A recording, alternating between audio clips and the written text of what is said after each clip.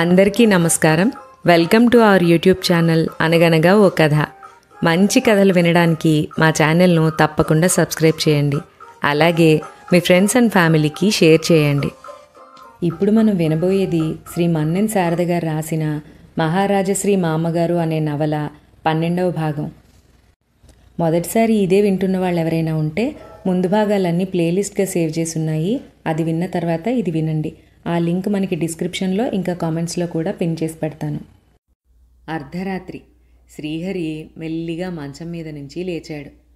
నెమ్మదిగా మేరీ గదిలోకి తొంగి చూశాడు. మేరీ నిద్రపోతోంది. మెల్లిగా పక్కనే పడుకున్న పాపని ఎత్తుకున్నాడు. చిన్నగా బయటకొచ్చి చూశాడు. హాల్లో అవతారం గురక పెడుతున్నాడు. శ్రీహరి నెమ్మదిగా తలుపు తీసుకుని ఇంటి బయటికి వచ్చాడు. అంతా చీకటిగా ఉంది. పాపనెత్తుకుని కారు దగ్గరకొచ్చి చుట్టూ చూశాడు.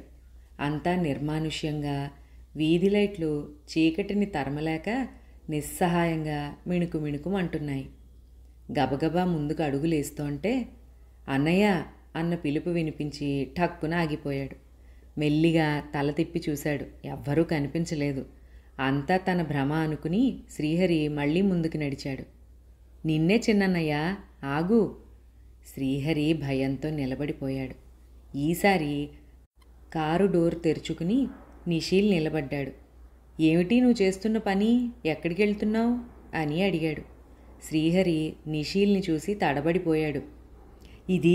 ఇది నా పాలిటి శని, దీన్ని వదిలించుకుందామని. అంటే ఏం చేద్దామని? ఆ గోదాట్లో విసిరేద్దామని అన్నాడు కసిగా శ్రీహరి. ఛ, చిన్నపిల్ల, పైగా నీ రక్తం పంచుకు పుట్టిన కూతురు. నాకా మమకారం ఏమీ లేదు.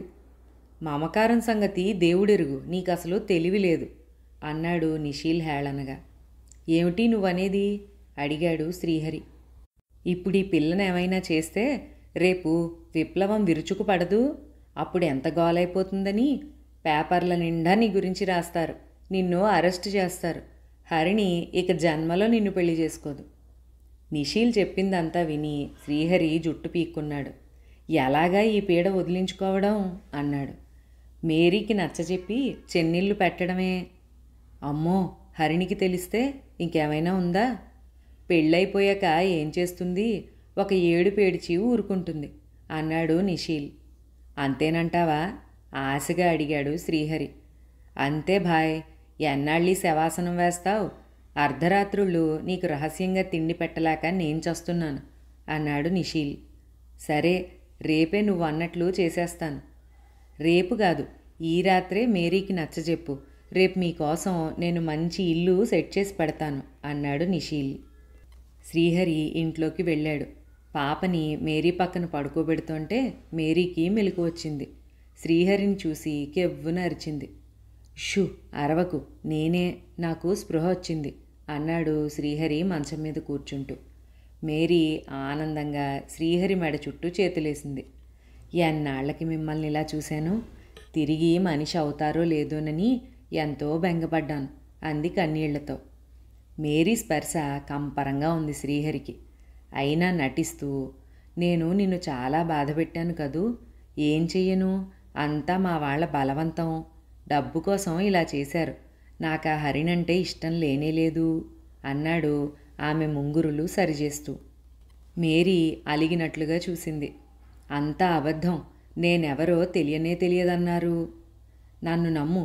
కోమాలోంచి బయట పడగానే నిన్ను గుర్తుపట్టలేకపోయాను. దుష్యంతుడు కూడా శకుంతలను గుర్తుపట్టలేదుగా అన్నాడు. మేరీ అమాయకంగా తలూపింది. మరి నన్ను మీ భార్యగా అందరి ముందు అంగీకరిస్తారా? అంగీకరించడమేమిటి? నీతో వేరే కాపురం పెట్టబోతుంటే. నిజంగా? ఆశ్చర్యపోతూ అడిగింది మేరీ. నాకు స్పృహ వచ్చినంత నిజం. నిషీల్ మనకి ఇల్లు ఏర్పాటు చేస్తా అన్నాడు. మేరీ ఆనందంతో అతన్ని కౌగిలించుకుంది. శ్రీహరి హాల్లోకొచ్చి లైట్లేశాడు. అవతారం హాల్ అంతా భూకంపం వచ్చినట్లుగా గురక పెడుతూ నిద్రపోతున్నాడు. బావా, లే అన్నాడు శ్రీహరి గట్టిగా. అవతారం లేవలేదు, కానీ హాల్లోకి అందరూ వచ్చేశారు. శ్రీహరిని చూసి ఈసారి ఎవ్వరికీ ఆనందం కలగలేదు. మేరీని చూస్తే మళ్ళీ స్పృహ తప్పుతాడు అంది శ్రీలక్ష్మి. నేనింక చస్తే కోమాలోకి వెళ్ళను, నన్ను నమ్మండి అన్నాడు శ్రీహరి. నమ్ముతాం అన్నారు అందరూ కోరస్గా. మీకో సంగతి చెప్పాలి, అందరూ డాబా మీదకి పదండి అన్నాడు శ్రీహరి. అందరూ తండాల శ్రీహరి వెంట డాబా మీదికి నడిచారు. శ్రీహరి సెంటర్ ఆఫ్ అట్రాక్షన్లా కూర్చున్నాడు. మేరీతో నేను వేరే కాపురం పెట్టబోతున్నాను అన్న అతని మాట విని పక్కలో బాంబు పడ్డట్టు ఉలిక్కిపడ్డారు అందరూ. నీకేమైనా మతి చెడిపోయిందా అన్నాడు శ్రీపతి కోపంగా. నువ్వా కోమాలో ఉంటేనే రైటు అన్నాడు శ్రీనాథ్. పాపం అతనింకా పూర్తిగా కోలుకోలేదనుకుంటాను అంది సావిత్రి. ఛ, నేను చెప్పేది పూర్తిగా వినండి అంటూ కసిరాడు శ్రీహరి. అవును, అతను చెప్పేది ముందు వినండి అంటూ రికమెండ్ చేసింది వనజ. చెప్పు అన్నాడు శ్రీపతి. మేరీ ఇక్కడ ఉన్నంతకాలం ఆవిడ బాధపడలేక నేను కోమాలోనే ఉండాలి. అంటే నీకు నిజంగా స్పృహ పోలేదా అంటూ ఆశ్చర్యంగా అడిగారు అందరూ. మొదటిసారి పోయింది, రెండోసారి ఆవిడ కోసం నేను నటించాను. అబ్బా, ఎలా పడుకున్నావురా చచ్చినట్లు అంది శ్రీలక్ష్మి సానుభూతిగా. మధ్యలో మీరు కాసేపు మాట్లాడకండి. హరిని తిరిగొచ్చేలోపు మేరీని బయటకు తీసుకెళ్ళకపోతే నా గతి ఇంక చావే. అందుకే కాపురం పేరుతో బయటికి తీసుకెళ్తాను. ఈలోపు హరిని ఆస్తితో వస్తుంది. ఆ అమ్మాయిని పెళ్లి చేసేసుకుంటాను. 2 పెళ్ళిళ్ళా? లా ఒప్పుకోదు. సింగినాదం, ఇప్పుడు గొప్ప గొప్ప వాళ్ళందరికీ 2 పెళ్ళాలే. అయితే వీళ్ళు కోర్టుకెళ్ళినప్పటి సంగతి, అది నేను మేనేజ్ చేస్తానుగా అన్నాడు. నాకు భయంగా ఉంది. ఆ విప్లవం అసలే అగ్గిబారాట అన్నాడు శ్రీపతి. కాదు, కొరడారాణి అంది శ్రీలక్ష్మి. ఏదో ఒకటి, నా భార్యల్ని నేను కంట్రోల్ చేస్తాను. ఆ విప్లవం మన జోలికి రాదులే అన్నాడు. సరే అన్నారు అందరూ. వెళ్ళి పడుకోండి. రేపు నేను మేరీతో మీతో దెబ్బలాడెళ్తున్నట్టుగా నటిస్తాను. మీరు కూడా మా పెళ్ళి ఇష్టం లేనట్లుగా పోట్లాడండి అంటూ శ్రీహరి ముందుగా మెట్లు దిగిపోయాడు. దుర్గమ్మ హరినికి తలస్నానం చేయించి సాంబ్రాణి ధూపం వేసింది. ఇదంతా ఏంటి మామ్మ, చిన్నపిల్లనా నేను అంది. జుట్టు చూడు, పాత బ్రిడ్జి కింద కూర్చునే సన్యాసుల జుట్టులా ఉండలు కట్టేసింది. ఎంత బారుజడా, ఎలాగైపోయింది? ఇలాగైతే నీకు అసలు పెళ్ళవుతుందా అంది బాధగా. ఉన్నాడుగా కోమ పెళ్ళి కొడుకు అంటూ నవ్వింది హరిణి. ఛీ, వాడి పేరెత్తకు. నిన్ను చూడకుండా ఉండలేకపోయాననుకో. వెళ్ళి వెళ్ళి ఆ వెధవ కొంపలో పడ్డావు. ఒక్కర్తిని ముద్ద మింగక ఎలా చిక్కిపోయానో చూడు అంది దుర్గమ్మ. బాగానే ఉన్నావే, నాకేం చిక్కిపోయినట్లుగా కనపడట్లేదు అంది హరిణి. చాలే సంబడం, నాకు మాత్రం నువ్వు చిక్కి సగం అయినట్లున్నావు. అసలు తిండి పెట్టారా నీకా వెధవలు? హరిణి పకపక నవ్వింది. అన్యాయంగా మాట్లాడకూడదు. పాపం రోజు పళ్ళరసం కూడా ఇచ్చేవారు. హాయిగా తిని దబాయిస్తూ కాలక్షేపం చేయడమే. అది సరే కానీ ఈ నిషీలెవరు? వాళ్ళ కుటుంబంలో మనిషిలా లేడు అని అడిగింది దుర్గమ్మ. అదే నాకు అర్థం కాకుండా ఉంది మా అమ్మ. సడన్గా వచ్చి వాళ్ళని ఆపద్బాంధవుడిలాగా ఆదుకుంటున్నాడు. మాట మర్యాద చూస్తే బాగానే ఉంది. వేరే పెరిగాడు కదా. అది సరే కానీ ఏలేరు సంగతులేమిటి? ఏమైనా కూపీ దొరికిందా అని అడిగింది హరిణి.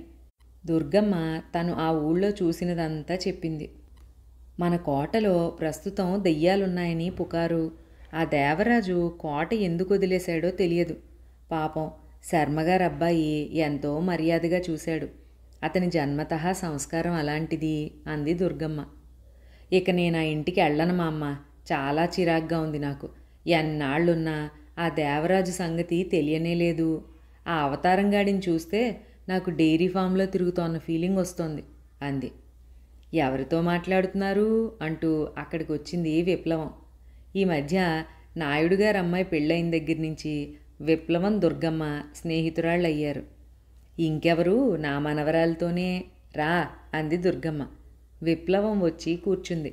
హరిణి టీ పెట్టడానికని లోపలికెళ్ళింది. ఈ మధ్య మీ మనవరాలు కనిపించడం లేదే? ఊరికెళ్ళింది, హైదరాబాదు. అది సరే, మేరీ సంగతులు ఏమైనా కనుక్కుంటున్నావా? పాపం ఆ పిల్లని ఏమైనా ఆరడి పెడుతున్నారేమో అంటూ మాట మార్చింది దుర్గమ్మ. అవునవును, వెళ్ళాలి. ఈ మధ్య తాళ్లరేవులో ఒక ముసలాడు 3వ పెళ్లి చేసుకున్నాడని తెలిసి వాడి భరతం పట్టాలని వెళ్ళాం. ఏం చేశారు వెధవని? నాకు చెబితే నేను వచ్చి 4 తన్నేదాన్ని. ఆ అవసరం లేకుండానే వాడు మమ్మల్ని చూసి ఠారెత్తి చచ్చాడు. మా బాగా అయ్యింది అంటూ దుర్గమ్మ మెటికలు విరిచింది. ఏం బాగు, ఒక్కసారే 3 విధవలయ్యారని ఊరంతా మా మీదకి దండెత్తారు. వాళ్ళని తప్పించుకుని కాకినాడొచ్చి పడేసరికి మా తల ప్రాణం తోకకొచ్చింది అంది విప్లవం నీరసంగా. కంప్యూటర్లు వచ్చి పడ్డాయి కానీ జనం బుర్రల్లో బూజులు వదలలేదమ్మా. వీటిని జాతకాలు చూసుకోవడానికి, ముగ్గులేసుకోవడానికి ఉపయోగిస్తున్నాం మనం అంది దుర్గమ్మ. బాగా చెప్పారు. ఈ మధ్య కరెంటు బిల్లులు చూస్తున్నారా? అన్నీ తప్పులు తడకలే. 100లోవి 1000లో వస్తున్నాయని జనం గోల. వస్తువు ఉపయోగించుకోవడం రావద్దు అంది విప్లవం. హరిణి ఈలోపు టీ తెచ్చి విప్లవానికి ఇచ్చింది. కప్పు అందుకుని థ్యాంక్స్ చెప్పింది విప్లవం. నువ్వోసారి ఆ మేరీ సంగతి చూడు, పిల్ల అసలే అమాయకం, ఏమైనా చేయగలరు అంటూ హెచ్చరించింది దుర్గమ్మ మరోసారి.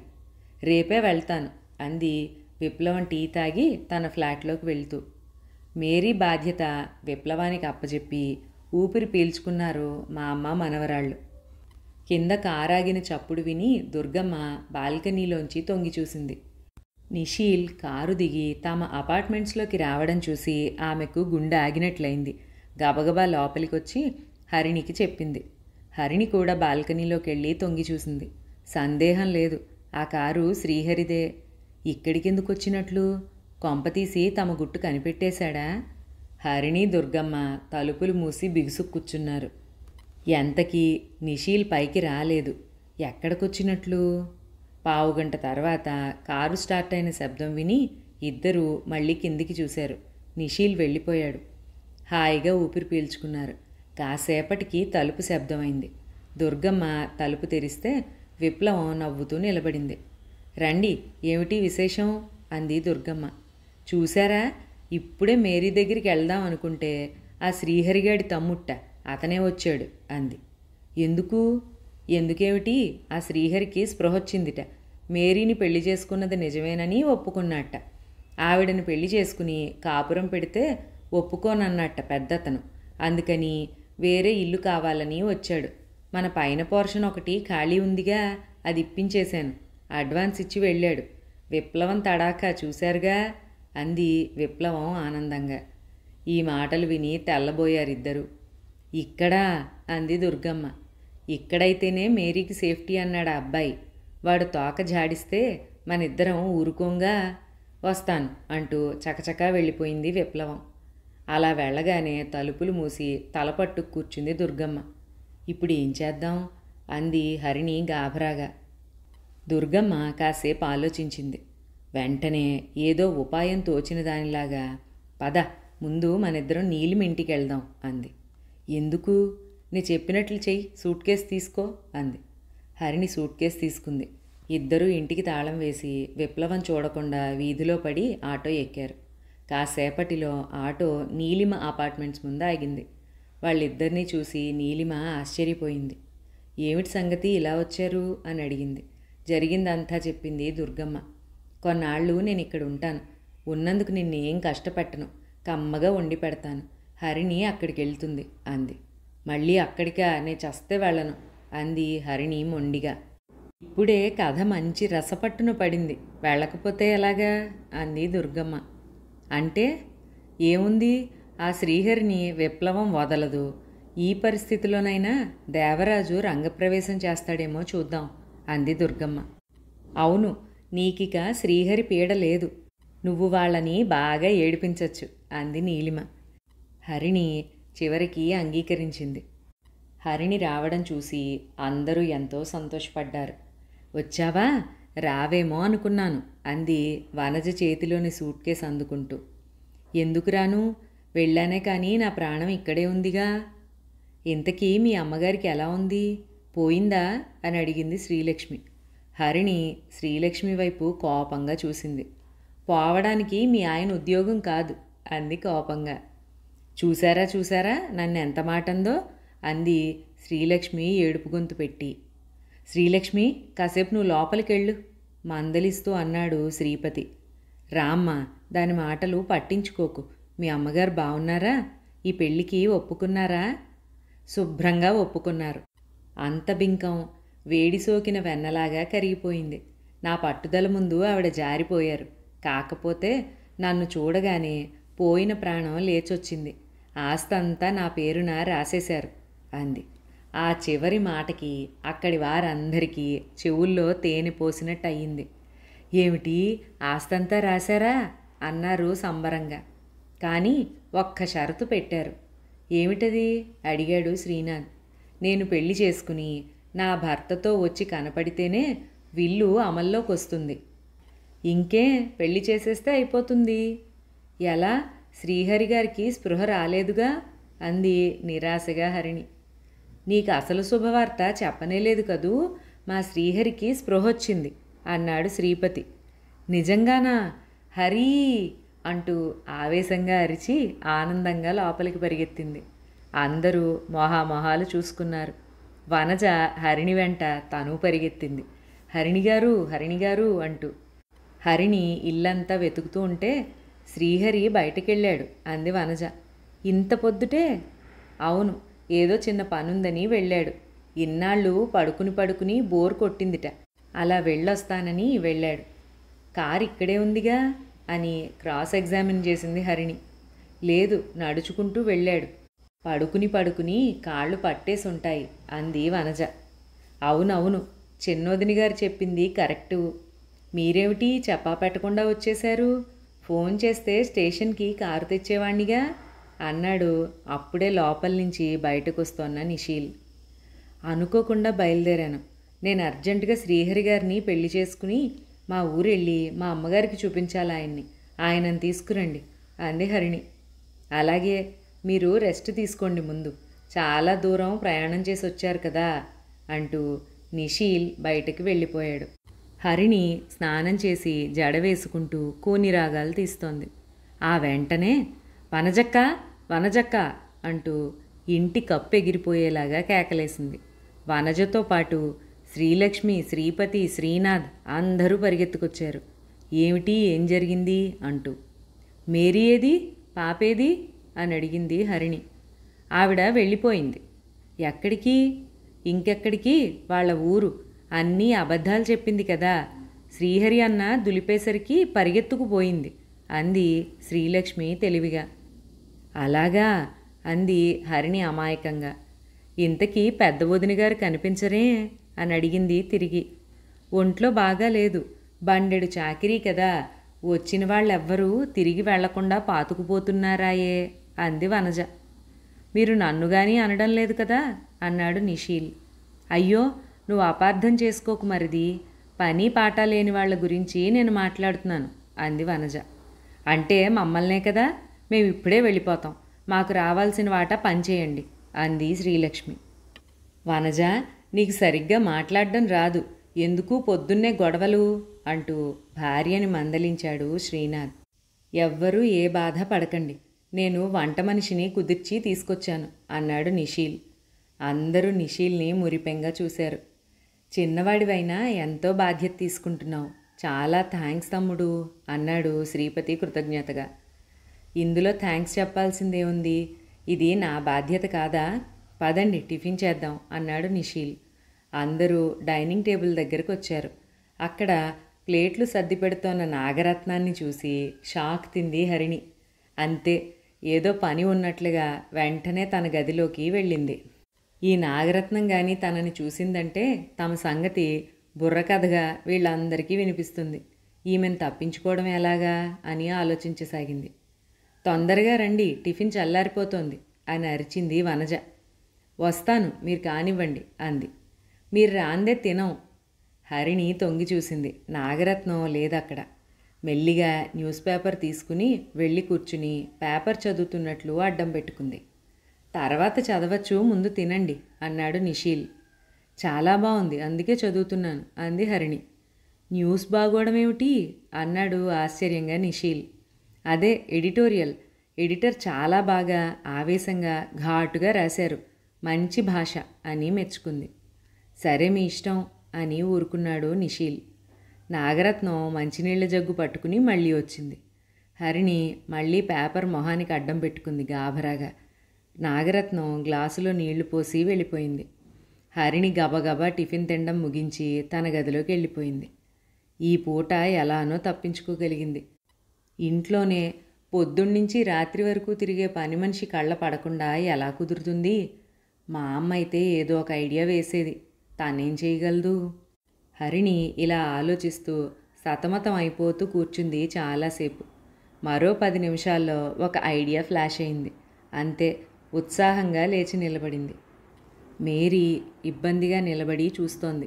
మనసులో ఒక పక్క సంతోషం, ఎవరో తెలియని తన పట్ల నిషీల్ చూపిస్తున్న అభిమానానికి కృతజ్ఞత ముప్పిరిగొని కళ్ళు చెమరుస్తున్నాయి. తెచ్చిన సామాను నిషీల్ పనివాళ్ల చేత ఇంట్లో సర్దిస్తున్నాడు. శ్రీహరి మాత్రం ఇబ్బందిగా అసహనంగా ఫీల్ అయిపోతున్నాడు. తననేమిటి ఇక్కడ ఇలా ఇరికించేస్తున్నాడు? అవతల హరిణి వచ్చేసింది, విల్లు రాయించుకుని మరీ వచ్చింది. తనకి హరిణికి పెళ్ళెప్పుడో చెప్పకుండా ఇలా చెంబులు తప్పేళాలు సర్దుతూ నిమ్మకి నీరెత్తినట్లు ప్రవర్తిస్తాడేమిటి తను? నిషీల్ మీద కోపం ముంచుకొస్తోంది హరికి. చిన్నగా దగ్గాడు, సకిలించాడు. నిషీల్ అదేమీ పట్టించుకోవడం లేదు. వదినా, ఇది సరిపోతుందా, అది కావాలా అని మేరీతో కబుర్లు చెబుతున్నాడు. ఇంతలో పాప లేచి ఏడ్చింది. మేరీ వెళ్ళి ఎత్తుకోబోతోంటే నిషీల్ ఆమెను ఆగమని సైగ చేసి పాపను తీసుకెళ్ళి శ్రీహరి ఒళ్ళో కుదేశాడు. శ్రీహరి చిరాగ్గా నాకిస్తావేమిటి అన్నాడు.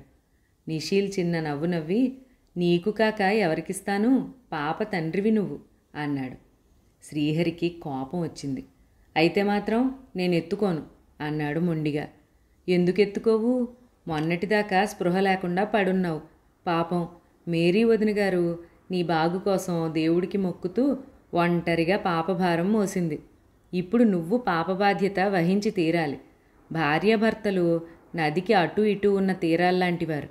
పిల్లలు వారిద్దరినీ కలకాలం కలిపి ఉంచే వంతెనలు.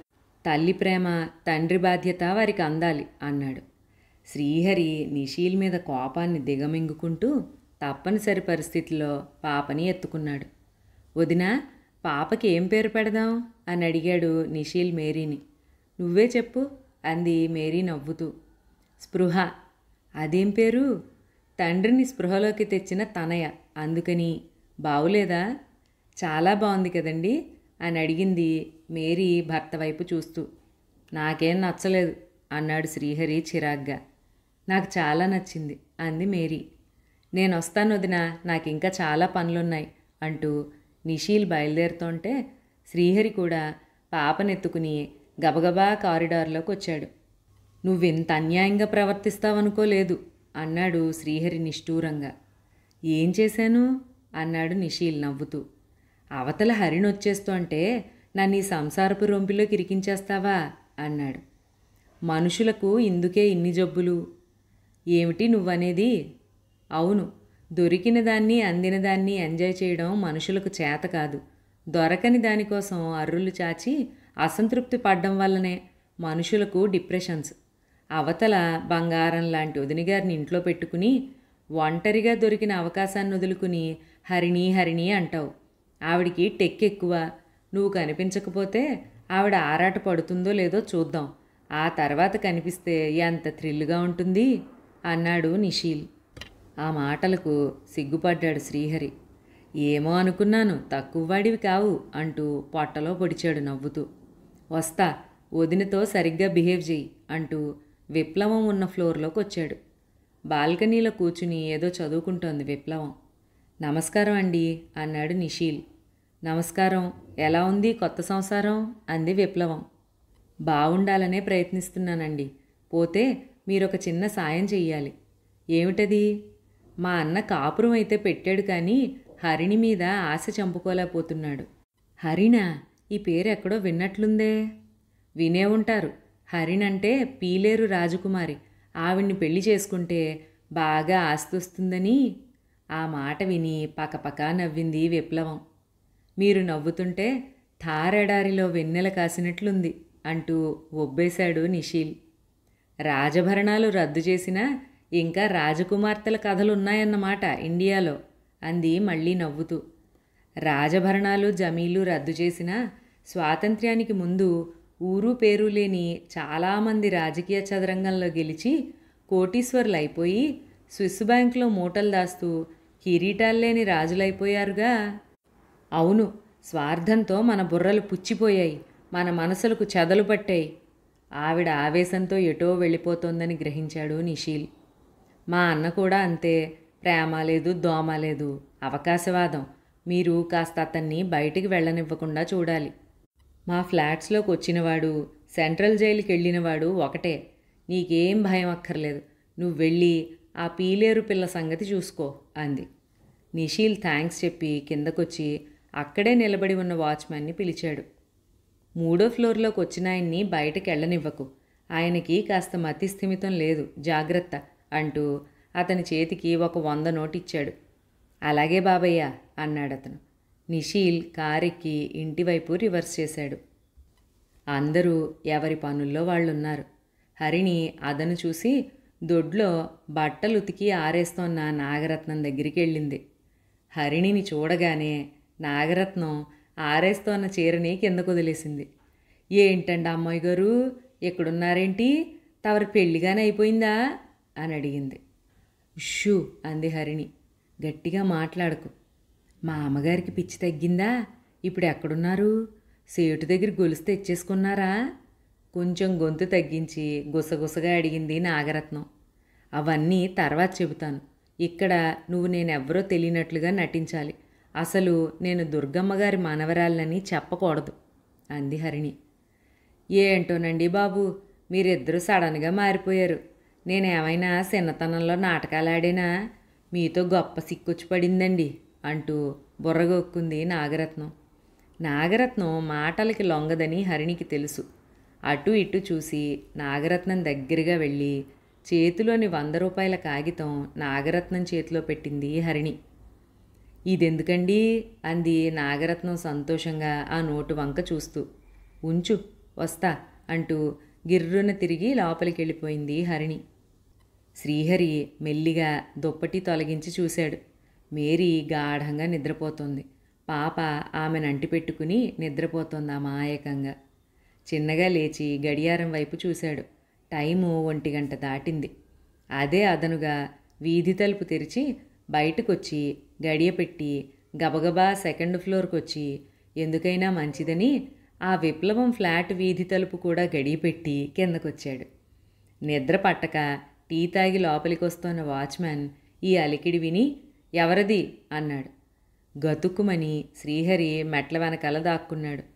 వాచ్మ్యాన్ అనుమానంగా కర్ర నేలకేసి కుడుతూ మెట్ల వెనక్కి వచ్చాడు. ఇంక తప్పదని శ్రీహరి లేచి నిలబడి, నేనే, పైకి కొత్తగా వచ్చాము అన్నాడు పళ్ళికిలించి నవ్వుతూ. వాచ్మెన్కి వెంటనే నిషీల్ చెప్పిన విషయం గుర్తొచ్చింది. వెంటనే ఆ రోజు మహాలయ అమావాస్య అన్న సంగతి కూడా గుర్తొచ్చింది. దగ్గరికి వెళ్తే పీకుతాడన్న భయంతో దూరంగానే ఉండి, ఇయాలప్పుడు ఇక్కడేం పని అని అడిగాడు. నిద్ర పట్టట్లేదు, కొంచెం టీ తాగుదామని. లోన ఆడకూతురుందిగా, ఎట్టించుకోకూడదు అన్నాడు వాచ్మెన్. శ్రీహరికి ఆ మాటకి బాగా కోపం వచ్చేసింది. It's none of your business అంటూ విసురుగా వెళ్ళబోయాడు. వాచ్మ్యాన్ చేతిలోని కర్ర అడ్డం పెట్టి, ఏటి ఇంగ్లీష్లో తిడుతున్నావు, దమ్ముంటే తెలుగులో వాగు. నేను నోరిప్పానంటే నువ్వు వెళ్ళి గోదాట్లో దూకాల, అంత ఎదవనోరు నాది అన్నాడు కోపంగా. శ్రీహరి ఆవేశాన్ని ఆపుకోలేకపోయాడు. వాచ్మెన్ చేతిలోని కర్రని విసురుగా తోసేశాడు. కాపలా కాసుకునే కుక్క వెధవి, నీకింత పొగరా, చంపేస్తాను నిన్ను అంటూ రెచ్చిపోయి వెంటపడ్డాడు. శ్రీహరిని చూసి బెదిరిపోయాడు వాచ్మెన్. బాబోయ్ పిచ్చోడు, చంపేస్తున్నాడు, రక్షించండి రక్షించండి అంటూ బొంగరంలాగా సెల్లార్లని మెట్ల చుట్టూ పరిగెత్తడం మొదలెట్టాడు. ఏంట్రా నేను పిచ్చోడ్నా, ఎలా ఉందొళ్ళు, నాలుక పీకేస్తాను జాగ్రత్త అంటూ వెంటపడ్డాడు శ్రీహరి. అమ్మో అమ్మో, నాలుక పీకేస్తాడంట, ముక్కు కొరికేస్తాడంట, చెవులు కోసేస్తాడంట, అందరు రండి రక్షించండి అంటూ పెడబొబ్బలు పెట్టాడు వాచ్మెన్. ఆ అరుపులకి ఫ్లాట్స్లోని వాళ్ళందరూ లేచారు హడావుడిగా. విప్లవం కూడా లేచి బయటికి రాబోయింది. బయటి తలుపు గడియపెట్టి ఉండడంతో దొంగ దొంగ అంటూ విప్లవం కంగారుగా అరిచింది. అందరూ విప్లవం దగ్గరకు వచ్చి కిటికీలోంచి లోపలికి తొంగి చూసి ఎక్కడా దొంగ అని గాభరాగా అడిగారు. పారిపోయాడు, బయట గడియ పెట్టి తలుపు తీయండి అంది విప్లవం. అందరూ తలుపుకున్న గడియ తీశారు. ఏమైనా పోయాయా అని కొందరు ఆదుర్దాగా అడిగారు. ఆవిడ దగ్గరే ఉన్నాయి కవిత్వం పుస్తకాలు తప్ప అన్నారెవరో. ఆ నాలుక కత్తులు, చేతుల కొడవళ్ళు, కాళ్ల గుణపాలు తీసుకెళ్తే వాడు చచ్చి ఊరుకుంటాడు. ఆమంటే పడని పురుష పుంగవుడొకడు అన్నాడు గుసగుసగా. మా బాగా చెప్పారు అంటూ కిసుక్కుని నవ్వారెవరో. అయ్ బాబో, ఈ పిచ్చోడికి దొరికిపోయినట్టండి బాబు, పొద్దుటే మీరంతా పైన ఏడ్చేస్తున్నారు నా సంగతి వదిలేసి. రాండి బాబో, లేకపోతే ఈడు నా పేక కసుక్కుని కొరికేసేస్తాడు అంటూ బొబ్బలు పెట్టాడు వాచ్మెన్. విప్లవంతో సహా అందరూ కిందకొచ్చేశారు హడావుడిగా. వాచ్మెన్ శ్రీహరి మెట్ల చుట్టూ దొంగాట ఆడుకుంటున్నట్లుగా పరుగులు పెడుతున్నారు. అందులో ఎవరు దొంగో అర్థం కానట్లు అయోమయంగా చూశారు అందరూ. చివరికి వాచ్మ్యానే దొంగై ఉంటాడని అతన్ని గట్టిగా పట్టుకున్నారు. వాచ్మ్యాన్ని పట్టుకోగానే శ్రీహరికి ఎక్కడ లేని ధైర్యం వచ్చేసింది. వాచ్మెన్ లెంపలు అటూ ఇటూ సమానంగా వాయించేశాడు. అయ్ బాబో, నన్నట్టుకున్నారేటండి బాబు, ఆడు పిచ్చోడు, ఈ ఏళ అమాస నా ఎంటపడ్డాడు అంటూ వాచ్మెన్ గింజుకుని కాళ్ళు నేలకేసి తన్నుతూ చెప్పాడు. మళ్ళీ అదే మాట, నాకు పిచ్చా అంటూ రెచ్చిపోయి ముందుకు దూకాడు శ్రీహరి. బాబోయ్, చచ్చిపోయాన్రా దేవుడా అంటూ ఏడుపు లంకించుకున్నాడు వాచ్మెన్. విప్లవం మనసులో శ్రీహరి తాగి తన ఇంటి మీదకొచ్చిన సీను ఫ్లాష్ అయింది. అంతరాంతరాల్లో దాగున్న కసి, పగ తీర్చుకోవడానికి ఇదే అవకాశమని పొంగిపోయింది. ఆగు అంది ఆవేశంగా. విప్లవం గొంతు విని నిలబడిపోయాడు శ్రీహరి. వాచ్మెన్ చెప్పింది పచ్చి నిజం, ఇతనికి పిచ్చి అంది విప్లవం. నాకు పిచ్చా? నీకే పిచ్చి, అందుకే చచ్చుపుచ్చు పిచ్చి కవిత్వం రాస్తున్నావు అన్నాడు శ్రీహరి కోపంగా. నాది చచ్చుపుచ్చు కవిత్వమా? నాది పిచ్చి కవిత్వమా? ఎంత ధైర్యంరా నీకు అంది వీరావేశంగా విప్లవం. వాచ్మెన్ వదిలేసి అందరూ వీళ్ళిద్దరినీ చూస్తూ నించున్నారు. వాచ్మెన్ చెంపలు సవరించుకుని ఊపిరి పీల్చుకుని, ఆడికి పిచ్చేనండి బాబు, నా మాట వినండి అన్నాడు దూరంగా నిలబడి.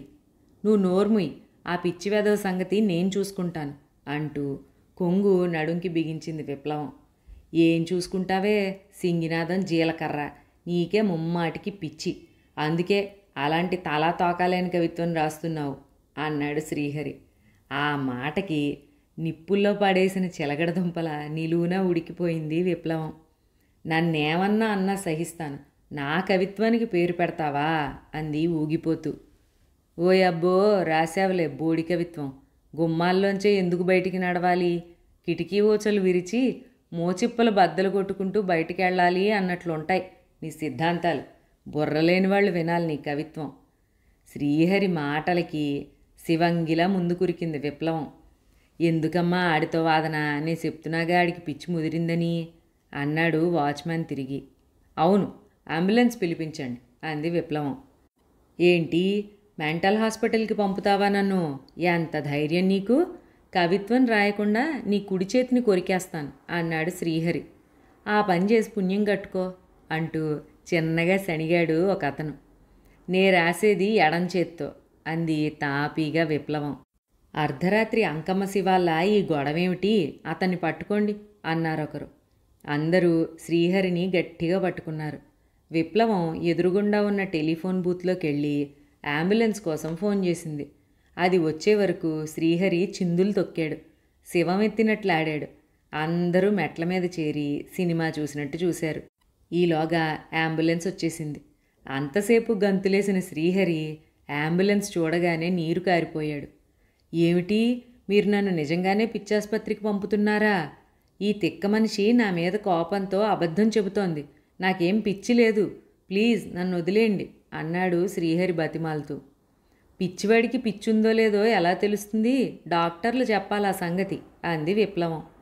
వీళ్ళ తమ్ముడు గారే చెప్పారండి బాబు ఈయనకి పిచ్చని, తొందరగా అట్టుకెళ్ళిపోండి అన్నాడు వాచ్మెన్. అందరూ కలిసి శ్రీహరి ఎంత మొత్తుకుంటోన్నా వినకుండా అంబులెన్స్ ఎక్కిచ్చారు. అక్కడ నీ తలకి షాకు పెడితే అప్పుడు వదులుతుంది తిక్క అంది విప్లవం. నేను వచ్చాక పడతా నీ పని అన్నాడు శ్రీహరి కోపంగా. అంబులెన్స్ కదిలిపోయింది. పాపం అతని భార్యకి చెప్పలేదు అన్నారు కొందరు. నే చెబుతాలే అంటూ ముందుకి దారి తీసింది విప్లవం. అక్కడ హరిణి గదిలో కూర్చుని పుస్తకం చదువుకుంటూ ఉండగా వనజ అక్కడికొచ్చింది పళ్ళరసం తీసుకుని. థ్యాంక్స్ అంటూ గ్లాస్ అందుకుంది హరిణి. వనజ హరిణి పక్కనే కూర్చుంది. మిమ్మల్ని ఓ మాట అడుగుతానేమీ అనుకోరుగా అంది వనజ. లేదన్నట్లుగా తల అడ్డంగా తిప్పింది హరిణి. ఏమీ లేదు, మీ ఆస్తి ఎంతుంటుంది అని అడిగింది. హరిణి నవ్వుతూ ఎందుకు అంది. ఊరికే సరదాగా తెలుసుకుందామని. నాకు లెక్క తెలియదు, లెక్క గడితే బహుశా 100 కోట్లు దాటుతుందనుకుంటాను. అమ్మో, అంత ఆస్తే అంటూ గుండెలు బాదుకుంది వనజ. హరిణి జ్యూస్ తాగుతూ అది సరే, మీ మామగారు ఒక్కసారి కనిపించరే అని అడిగింది. వనజ అటు ఇటు చూసి నేనే చూడలేదాయన్ని అంది. అదేమిటి? అదంతే, వీళ్ళు ఏలేరు జమీందారులే కానీ ఎందుకో మరి వచ్చేశారు. ఆస్తి దావాల్లో ఉందంటారు. అప్పుడప్పుడు మామగారు ఇచ్చారని డబ్బు తెస్తూ ఉండేవారు బావగారు. ఇప్పుడేమో విదేశాల్లో ఉన్నారట. రేపో మాపో డబ్బొచ్చి సుఖపడతానని మా బావకివ్వకుండా ఈయనకిచ్చి చేశారు మా మామగారు. ఆ జమీ వచ్చిందీ లేదు, నేను సుఖపడిందీ లేదు. వంటగది మిగిలింది నాకు అంది వనజ బాధగా. పెద్దక్కయ్య గారు చెయ్యరా అడిగింది హరిణి. బదులుగా వనజ హేళనగా నవ్వింది. ఏం చేస్తుంది, లేస్తే ఆయాసం, కూచుంటే నీరసం. మీకో సంగతి తెలుసా అంటూ పక్కపక్క నవ్వింది వనజ. ఏమిటి? ఏమీ లేదు, పాడేరు దివాన్ గారు అమ్మాయినని బడాయిగా చెబుతుంది. పాడేరులో దివాణం లేదు, సింగినాదం లేదు. వీళ్ళ ముత్తాత పోతరాజు అడవుల్లో కోయదోరంట. చిన్నగా వీళ్ళ వాళ్ళు చదువు సంధ్య నేర్చి ఆ అడవినే దివాణమని, వీళ్ళ నాన్ననో దివానని గొప్పలు చెప్పుకుంటున్నారు. ఇప్పుడు కూడా పుట్టింటికెళ్ళి అడ్డమైన జంతువుల మాంసం తిని ఇప్పసారా తాగొస్తుంది అంది వనజ మళ్ళీ నవ్వుతూ. బావుంది అంది హరిణి తను కూడా శృతి కలుపుతూ.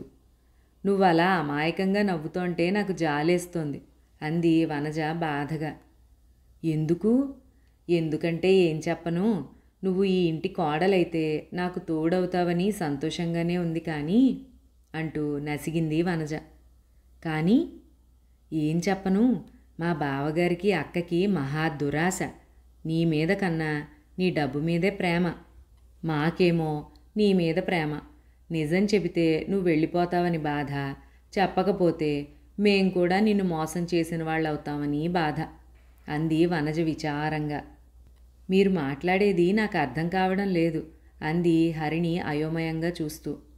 ఇదిగో అమ్మా, నేను నిజం చెప్పేస్తాను కానీ నువ్వు మా మీద కోపం లేకుండా ఒక సహాయం చేస్తావా? చేస్తాను. ఒట్టు? ఒట్టు. మాకు డబ్బు లేదని మా అక్కగారికి చాలా హేళన. నువ్వు దయతో మాకు కాస్త సాయం చేస్తే మేం వేరే వెళ్ళి వ్యాపారం చేసుకుంటాం. నేనిక్కడ అడ్డమైన చాకిరీ చెయ్యలేకపోతున్నాను అంది వనజ. సరే, అసలు సంగతి చెప్పండి. మరి మా శ్రీహరి లేడు? ఉన్నాడు. ఉన్నాళ్లే, ఉండబట్టే ఇంత ఘనకార్యం చేశాడు. మా శ్రీహరి నిజంగానే. ఏమిటి ఇందాకడి నుంచి గుసగుసలాడుకుంటున్నారు? అవతల మా వారు ఆకలేసి మూర్ఛరోగిలా కొట్టుకుంటున్నారు. కాఫీ టిఫిన్ల ఏర్పాట్లు ఏమైనా ఉన్నాయా అంటూ విసవిస వచ్చింది శ్రీలక్ష్మి. ఆ మాట విని వనజకి కోపం ముంచుకొచ్చింది. మీ ఆయనకి మూర్ఛ జబ్బుంటే దానికి నేనేం చేయను, డాక్టర్కి చూపించుకో అంది వెటకారంగా. చూసారా, ఆడపడుచును కూడా చూడకుండా ఎంత మాటలంటోందో. వంశం గౌరవం చూడకుండా అడ్డమైన వాళ్ళని కోడళ్ళుగా తెస్తే ఇలాగే ఉంటుంది అంది శ్రీలక్ష్మి. అబ్బో, వంశము మర్యాద, పేరు గొప్ప ఊరు దెబ్బ అని ఇక్కడ జమీ లేదు, డబ్బు లేదు. అబద్ధాలు చెప్పుకుని బతుకుతున్నారు. ఆడపడుచంటే 1 రోజు 2 రోజులు ఉద్యోగాలు వదిలేసుకుని పుట్టింటి మీద పడి తినడం కాదు అంది వనజ అంతకంటే తీవ్రంగా. ఆ గొడవకి శ్రీపతి, శ్రీనాథ్, సావిత్రి అందరూ అక్కడికి చేరుకున్నారు. వనజ మాటలు శ్రీపతికి కోపం తెప్పించాయి. ఈ ఇంటి కోడలయ్యి మీరిలా డ్యామేజింగ్గా మాట్లాడటం ఏం బాగాలేదు, అది కూడా పరాయివారి ముందు అన్నాడు. అవును, అందరూ నన్నే అనండి. డబ్బు లేని ఇంటి నుంచి వచ్చానని మీకు అందరికీ లోకు అయిపోయాను. నన్ను వంటగదికి అంకితం చేశారు. అందరికీ టంచనుగా కంచంలో ముప్పొద్దులా వడ్డిస్తున్నా ఎవ్వరికీ ప్రేమ విశ్వాసాలు లేవు. ఒక్క క్షణం కూర్చుంటే ఓర్చలేరు. ఇదంతా ఆయన నిర్వాకం. భార్యని కించపరిస్తే నన్ను కించపరిచినట్లేనని అనుకోరు. నాకు ఈ జమీ వద్దు, హోదాలు వద్దు, మా పుట్టింటికి వెళ్ళిపోతాను అంది వనజ ముక్కు చీదుతూ. ఓహోహో, నన్నిన్ని మాటలని నువ్వెళ్ళి పుట్టింటి మీద పడి ఎలా తింటావు అంటూ గేలి చేసింది శ్రీలక్ష్మి. నేనేమీ రుబ్బురోల్లాగా తిని కూర్చోను, ఏదో ఒక పని చేస్తాను. అంటే నేను రుబ్బురోల్లాగా తిని కూర్చుంటున్నానన్నమాట అంటూ అన్నగారుల వైపు చూసింది శ్రీలక్ష్మి. మొగుణ్ణి బట్టల మూటలా కట్టుకుని పుట్టింటికి పట్టుకెళ్ళను. చూసావా అన్నయ్య ఎంతెంత మాటలంటుందో అంటూ రాగం లంకించుకుంది శ్రీలక్ష్మి. ఇంకా తాను జోక్యం చేసుకోకపోతే గౌరవం దక్కదనుకున్నాడు శ్రీనాథ్. ఏమిటి ఊరుకుంటుంటే తెగరెచ్చిపోతున్నావు? ఆఖరికి మా వంశాన్నే అంటావా? ఇష్టం లేకపోతే వెళ్ళిపో అన్నాడు శ్రీనాథ్. వెళతాను, మీలాంటి వాళ్ళని కట్టుకున్నాక పుట్టిళ్ళు కాకపోతే ఏం మిగులుతాయి అంటూ ముక్కు చిదింది వనజ. లక్షణంగా వెళ్ళు. ఏమిటి వెళ్ళు వెళ్ళు అని బెదిరిస్తున్నారు? ఊరికే వెళ్తాననుకున్నారా? మీ సంగతులన్నీ చెప్పే వెళ్తాను. ఎవరికి అని అడిగింది సావిత్రి. ఇంకెవరికి, హరిణిగారికే. ఈ మాట విని అందరూ కంగు తిన్నారు. ఇల్లు అన్నాక 1,00,000 ఉంటాయి, అలా మాట్లాడచ్చా? పదండి వెళ్ళి ఎవరి పనులు వాళ్ళు చూసుకోండి అంటూ సర్దబోయాడు శ్రీపతి. ఇంతదాకా వచ్చాక ఎందుకు చెప్పనివ్వండి, మనకేం లొసుగులున్నాయని చెబుతుందిట అంటూ రెచ్చగొట్టింది సావిత్రి. ఏమిటి సావిత్రి, నీకు కూడా మతిపోయినట్టుంది. అసలే కోతి, పైగా కళ్ళు తాగిందన్నట్లుంది నీ వ్యవహారం అన్నాడు శ్రీపతి. ఆ మాట విని గయ్యమని లేచింది వనజ. అంటే నేను కోతినా, కళ్ళు తాగానా? హరిణి బలవంతంగా నవ్వాపుకుంటోంది. ఈ ఇంట్లో జరిగే భాగవతం ముందు ఏ టీవీ ఛానల్స్ కూడా బలాదూర్ అనుకుంది. అబ్బా అది సామెత అన్నాడు శ్రీపతి తల కొట్టుకుంటూ. అసలు ఆవిడ ఏం చెబుతుందో చెప్పనివ్వండి, మనకేమిటి భయం అంటూ మళ్ళీ ఇంత పెట్రోల్ పోసింది సావిత్రి. అవునన్నయ్య చెప్పమను, మన నాన్న ఏమైనా గేదెలు కాశాడా, పిడకలేశాడా, నీళ్లు కలిపిన పాలమ్మాడా, చెప్పనివ్వు అంది శ్రీలక్ష్మి. ఆడవాళ్ల గోలకి శ్రీపతికి తల పట్టేసింది. బుర్ర తీసుకెళ్ళి గోడకు కొట్టుకోవాలనిపించింది. ఈ దెబ్బకి వనజకి తారా స్థాయిలో కోపం వచ్చింది. అవును, మా నాన్న గేదెలు కాశాడు, పాలమ్మాడు, కానీ మీలా అబద్ధాలాడి మోసాలు చేసి ఆడపిల్లల ఆస్తులు కలుపుకుని అన్నం తినాలని పథకాలు వేయలేదు. పెళ్లి మీద పెళ్ళిళ్ళు చెయ్యాలని ప్రయత్నించను లేదు అంది. ఎవరు చేసుకున్నారు పెళ్లి మీద పెళ్ళి అన్నాడు అవతారం. అవతారం నువ్వు అవతలికి పో అని అరిచాడు శ్రీపతి. నన్ను మర్యాద లేకుండా అవతారం అని పిలుస్తావా? ఇంకా ఎలక్ట్రిక్ పోల్లా నిలబడ్డావు దేనికి? రా పోదాం అన్నాడు అవతారం చిందులు తొక్కుతూ శ్రీలక్ష్మితో. పొండి, పీడ వదులుతుంది, మీరు వచ్చాక మాకు శని పట్టుకుంది అన్నాడు శ్రీనాథ్ కోపంగా. ఏమిటి మేం శనా? ఈ ఇంటికి నీ పెళ్ళమే శని అంది శ్రీలక్ష్మి తిరిగి. ఇంకా వాళ్లతో మాటలేమిటి, పోదాం రమ్మంటూ అంటే అన్నాడు అవతారం భరతనాట్యం ఆడుతూ. చీ, నోరు ముయ్యండి, మీరు ఆ అనార్కలి సమాధులు కట్టబట్టేగా మనకి గతి పట్టింది. డ్యూటీలో ఉండగా తాగి వెళ్ళొద్దని మొత్తుకుంటే విన్నారా? మీ మూలంగా ఇప్పుడు ఇంతలేసి మాటలు పడాల్సి వచ్చింది నాకు అంటూ ఆరున్నొక్క రాగం అందుకుంది శ్రీలక్ష్మి. శ్రీపతి తల పట్టుకుని కింద చతికిలబడిపోయాడు. బావగారు అలా కూలబడడంతో కొంచెం భయం వేసింది వనజకి. సావిత్రికి మాత్రం కథ మంచి రసపట్టులో ఉండగా ముగింపు లేకుండా ముగిసిపోవడం ఏమాత్రం నచ్చలేదు. చూసావా ఆయన ఎలా అయిపోయారో? ఇదంతా నీ మూలానే అంది వనజని రెచ్చగొట్టడానికి. తర్వాత ఏమైంది, అసలు మొత్తం ఈ కథ ఏ కంచికెళ్ళింది, ఆఖరి భాగం తర్వాయి భాగంలో విందాం. అంతవరకు సెలవు.